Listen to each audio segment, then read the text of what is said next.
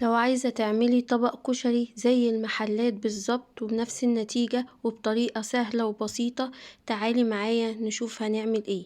هنبدأ ونقول بسم الله ونصلي على رسول الله، اللهم صل وسلم على سيدنا محمد. النهاردة هنعمل معانا كشري المصري. اول حاجة هنقول المكونات معانا ايه. معانا طبعا مكرونة اهي، المكرونه اللي هي الصغيره خالص دي بنقول عليها مقصوصه. المكرونه دي والتانية اسباجيتي، وادي عدس بجبه، ومعايا رز اللي هو بشعريه، ومعايا بصل، ودي هريسه توم وطماطم هنسبكها. اول حاجه هنبدا مع بعض نقول ايه. هنحط الاول الميه المغليه عشان نبدا نغلي ميه عشان نبدا نسلق المكرونه مع بعض اهو.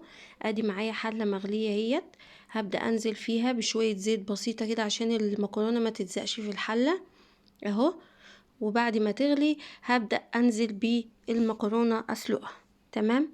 وهنا يا جماعة بصوا، انتوا ممكن تلاحظوا ان الكشري بتاعي مختلف شوية، بس يعني في مثل بيقول ايه، لولا اختلاف الاذواق لبارت السلع. المهم النتيجة. فانا هوريك الطريقة بتاعتي، وهي المكونات كلها، بس انا بعملها بطريقتي، وجربيها وصدقيني مش هتندمي. ولو ما عجبكيش مفيش مشكلة.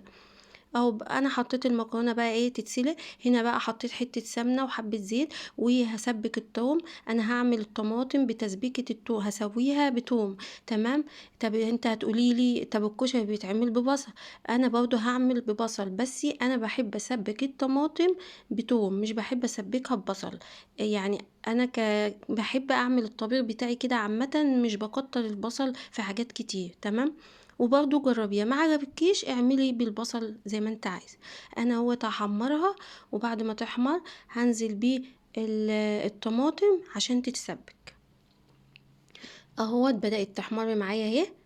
ما تنسوش بقى يا جماعة، لو وصلتوا لحد هنا ما تنسونوش في اللايك والاشتراك في القناة وتفعلوا زر الجرس عشان يوصلكوا كل جديد. وما تنسوش تقولوا لي ايه رأيكم في التعليقات اهو. بدأت تحمر اهي معايا. نزلت انا بالطماطم اهي، كنت مطلعاها من الفريزر. هغطي عليها واوطي عليها خالص واسيبها براحتها تتسبك. وفي الوقت ده طبعا انا بعمل حاجة تانية.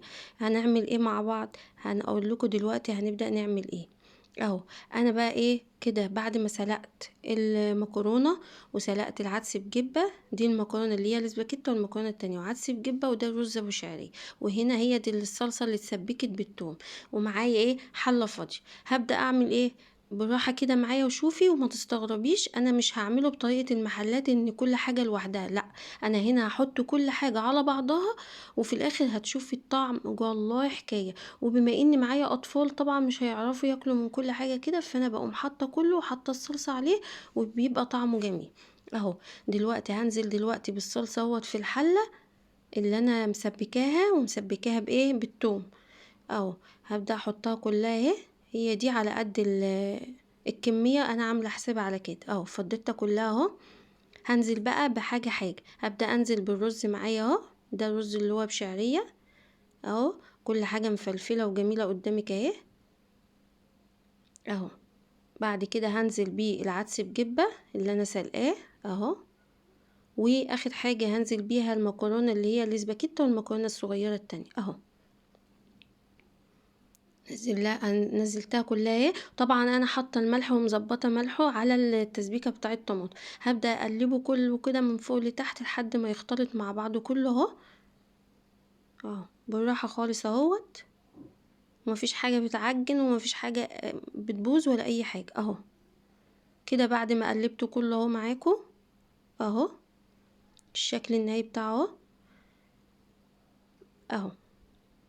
كل حاجة المكونات كلها مع بعضها تمام. هركنه بقى على جنب. وهبدأ اعمل ايه. عندي البصل طبعا، احنا قلنا هنحط عليه بصل، طبعا ما ينفعش من غير بصل، بس انا هحط البصل بطريقة تانية. انا عندي معايا طاسة اهيت هحط فيها زيت. والبصل ده انا عاملاه شرايح، عاملاه اللي هو شرايح خفيفة كده صغيرة. وحاطة معلقتين نشا كده عشان يحمر معايا تمام. بشراه يعني اهو. هحط الطاسة اهيت، حطيت الطاسة على النار. هبدأ بقى اولع البوتاجاز وانزل بيه البصل كله اهو. هنزل بقى بكمية البصل اللي انا عاملاها، وافضل واقفة جنبها وتنيه، وافضل اقلب كده زي ما انتوا شايفين لحد ما تحمر معايا اللون اللي انا عايزاه اهو خليكم معايا وهنشوف دلوقتي مع بعض اهو. وبراحتها خالص، ما تعليش عشان ما تتحرقش منك، براحتك خالص، وتنيجي تقلب. والنشا بيخليها ناشفه كده وكريسبي زي ما بتشوفيها كده في المحلات. تمام. مم. اهو تحمر دلوقتي اهو كده خلاص بدأت تحمر اهي. مش هسيبها تاني عشان ما تتحرقش معايا. تمام اهو. يبقى انا كده عملت الكشري. حطيت المكونات كلها على بعض وحمرت البصلايه اهي. في اللحظه دي بقى هعمل ايه؟ هعمل اللي هي الدقه، اللي هي بتبقى في ازازه كده وبيحطوها لك جنب الكشري او بيحطوها لك في كيس لو بتشتريه. كده انا عندي ميه مغليه، وهتبقى عباره عن ايه؟ عندي ليمونتين، وعندي كمون، وعندي هريسه توم، وعندي شطه. والشطه دي اختياري، مش عايزاها حراقه براحتك. وعندي ملح. اول حاجه هنزل بالمكونات دي كلها مع بعض. وفي خل كمان اهو. وهبدا الليمونتين هعصرهم كده بالعصاره، اعصر واحده واحده اهو.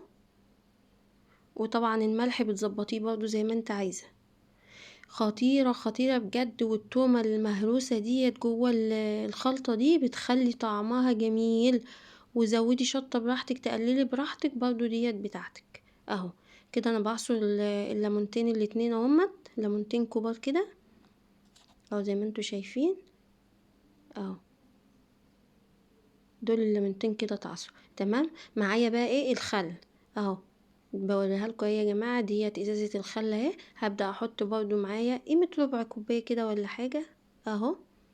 وهقلب كويس واخليها تغلي خلوتين كده لحد ما كل الحاجات اللي انا عاملاها دي تختلط مع بعض وتبقى طعمها حلو كده. وادوق ملحها واظبطه وابدا اطفي عليه اهو. تمام اهو. اغطي عليها بقى واسيبها تغلي خلوتين معاكم، وارجع لكم تاني بقى اهو. كده اهوت يا جماعه، ده طبق الكشري بعد ما اتعمل. انا فضيته اهوت وحطيت عليه البصل اللي انا كنت محمراه بقى.